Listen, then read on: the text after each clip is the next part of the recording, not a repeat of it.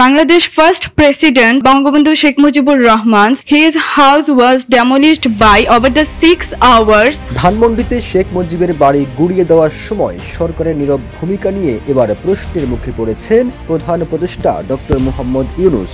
সাংবাদিকের প্রশ্নের জবাবে তিনি বলেছেন, সে সময় সরকার কার্যত অচলাবস্থায় পড়ে গিয়েছিল, পুলিশ রাস্তায় বের হতেও ভয় পাচ্ছিল।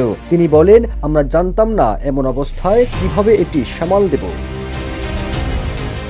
যখন সিটি কর্পোরেশনের বুলডোজার দিয়ে শেখ মুজিবুর রহমানের বাড়ি ভেঙে ফেলা হচ্ছিল, তখন প্রশাসন কেন চুপ ছিল? সাংবাদিকের এমন প্রশ্নের জবাবে ডক্টর মোহাম্মদ ইউনূস বলেন, দেশে সে সময় একসঙ্গে অনেকগুলো প্রশ্ন এবং সমস্যা চলে এসেছিল। সবকিছু একসঙ্গে ঠিকভাবে সামাল দেওয়া সম্ভব হয়নি। এটা এমন একটা সময় ছিল যার মধ্য দিয়ে আমরা গেছি। সময়ের সঙ্গে সঙ্গে সবকিছুই স্বাভাবিক হয়েছে। দেশের শৃঙ্খলা ফিরিয়ে আনাটাই তখন আমাদের জন্য সবচেয়ে বড় কাজ ছিল।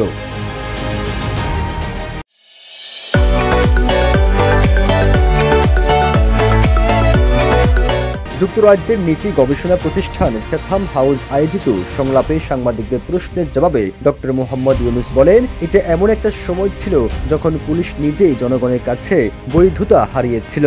মানুষ তখন পুলিশের উপর ক্ষুব্ধ ছিল। তখন পুলিশ যদি রাস্তায় নামতো, জনগণ তাদের মারধর করত। প্রধান উপদেষ্টা আরো বলেন, আমরা সেই পুলিশকে পেয়েছিলাম যারা কিছুদিন আগে শিশুদের উপর গুলি চালিয়েছিল। তবে সময়ের সঙ্গে সঙ্গে সবকিছুই স্বাভাবিক হতে শুরু করেছে। ভাগ্যক্রমে সময় আমাদের পক্ষে কাজ করেছে। মানুষ আবার পুলিশকে গ্রহণ করতে শুরু করেছে। এখন দেশে আবার শৃঙ্খলা ফিরেছে। আর এটাই ছিল আমাদের সবচেয়ে বড় চ্যালেঞ্জ। সবুজ আলম, ইত্তেফাক।